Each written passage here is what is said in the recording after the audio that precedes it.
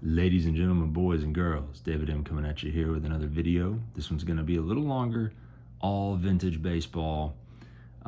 And this is it's not a VR because this guy did not ask for a VR, but it is a response in a way to a great topic that the legend, Terry, TJ Maxx Vintage Cards brought up, oh gosh, probably a month ago by the time you're seeing this video. And he kind of posed in his video, you know, if you had to choose a 10-year span to collect, what would it be? And I'm simplifying that, but you know, it's like, man, that's almost like choosing a favorite kid. I don't know, but I did eventually narrow it down. And so what I'd like to do right now is I do have a pickup that I want to show, a vintage pickup, and that's what's going to start this off. And I'm going to go in reverse chronological order. And the reason I chose this 10-year run is because A, I think it's some of the most beautiful cards ever made. And B, it's just the feeling that you get, the nostalgia that you get, and, you know, Terry can wax poetically forever and ever about it way better than I can. But it's just the way these vintage cards make me feel when I look at them, right? There's an innocence about them. Now, this obviously was not limited to baseball, but I don't have any vintage football. I've only got a little bit of vintage hockey, but not the crazy stuff like Terry shows, and that even adds credence, right? So I'm going to show you, first of all, a brand new pickup that I've been after a long time and found an amazing deal on, and that's what's going to kick this off, my 10-year run. And I'm going to go in reverse chronological order, starting with the new pickup. And the pickup is this gorgeous example of a 1962 Topps Willie Mays. And this, I have to tell you, one of those deals where this looks way better in person. Just a beautiful card. This particular version is a 3. When I bought the card, I thought that was a crease. It's actually not a crease. It's just like a scuff or stain on the card. I'm not sure. But anyway, the coloring on this really pops up close and in person. And I got this card for a fantastic deal. You know, basically got this for the price of what, like, you know, ones and stuff go for, or actually cheaper than that. So, in fact, I got such a good deal on it, I was worried the seller wouldn't send it to me. But he did. So, very happy to add that 62, and that's where we're going to start, 1962 Topps. And we're going to work our way down for a 10-year run. So, there's the Mays, and I'm just going to show a couple more 62s, my favorite 62. Bob Uecker rookie. Most people hate these rookie parade floating heads, but that's my boy Ueck, and I love the yellow and the way it pops, right? So I have to include that in this little showcase. And then, of course, you know, they also had awesome cards like these, the Manager's Dream, Mickey Mantle, Willie Mays right there. So some beautiful stuff from 1962. Now we're going to go to 1961. My boy Ernie Banks. I love the simplicity of this set. That's just, to me, I don't like a whole lot of fluff on a vintage card, especially.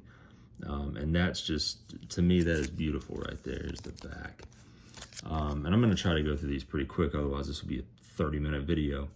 But there's 1961. Now, 61 is one of my favorite years, not only for the Topps design, but also one of my favorite all-time sets, which, if you're not new to this channel, if you've been on it a while, you know I pieced together this set probably a year or so ago, finished it up. And that's the 1961 Golden Press set. Completed this set. And if you're looking to get into vintage baseball for a very good price, this is the way to do it. 1961 Golden Press. It's a wonderful set. And there's Ruth, here's Gehrig. So really, really love it. And it's all just legends of the game. Also in the 60s, early 60s, and I've included these examples of 61s, you have Post cereal cards. I love these things.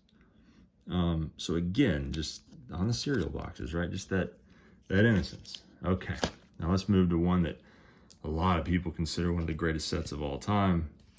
And it is a beauty. I'm going to have to take this out of the sleeve here because the sleeve's kind of jacked up. 1960. look at how awesome the 60 set is. That's just such a cool looking design. It's fantastic. And there's the way that they do the colors in that set too, like some are pink, some are, you know, just all kinds of colors. There's the Bob Gibson. That's just such a cool looking set.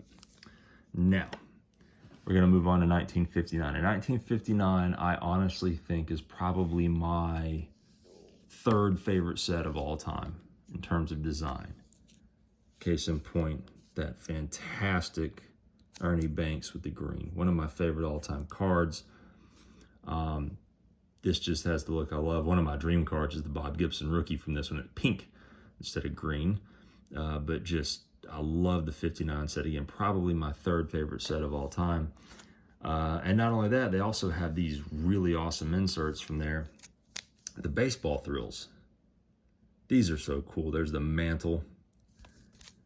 Here is Hank Aaron. And here, everyone probably knows this one. Here's the Willie Mays. So just some really cool stuff from 1959. 1958 also has some cool stuff. Case in point, World Series batting foes. Fantastic card. Mickey Mantle and Hank Aaron. Love that. Now, we go to 1957. 1957, depending on which day you ask me, is either my favorite set of all time or second favorite set of all time. I'm gonna say second favorite if I just had to choose one. To me, the clean image on this card, so like here's the Ernie Banks. This one, the color just pops so well, especially in person, but this is right up my alley. Just absolutely clean image, nothing but some beautiful photography, beautiful color, very basic stuff. Fantastic, fantastic set. Again, probably my second favorite set of all time. Here's another example. Here's the Pee Wee Reese. Just beautiful, beautiful stuff. And you'll see my favorite set of all time, and a lot of people's favorite set of all time, I'm sure. 1956, this is not my favorite set, but still a really cool set. There's the Ernie Banks and the 56. The 55s, which I prefer to the 56, but I like them both. Here's a 55. There's a Yogi Berra. I love the way that they do the 55s. And then not only that, got to include 55 Bowman with the TV box. Love that set. That's really cool. The Ernie Banks in this one is a long-time chase card for me, but love that. Now, 1954 is next. And being the professional that I am, I didn't pull one out. So we'll move on. I only have a couple of 1954s and they're commons, and it just escaped my mind to pull them out. Now I'm not going to go digging. Again, professional. So now let's get to what I think will close it out, the 10-year run, with what is probably the most beautiful set of all time. And that is the 1953 Bowman color. Just the images on these, and this one's in bad shape, and it's still just a gorgeous image. I love that there's no information on the front whatsoever. I love that. And I'm going to close. The final two I'm going to show are, to me, two of the most beautiful baseball cards of all time. The Roy Campanella.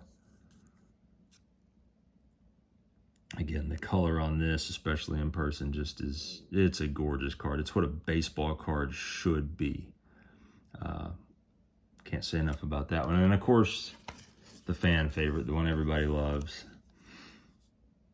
the 53 Bowman color Pee Wee Reese. And that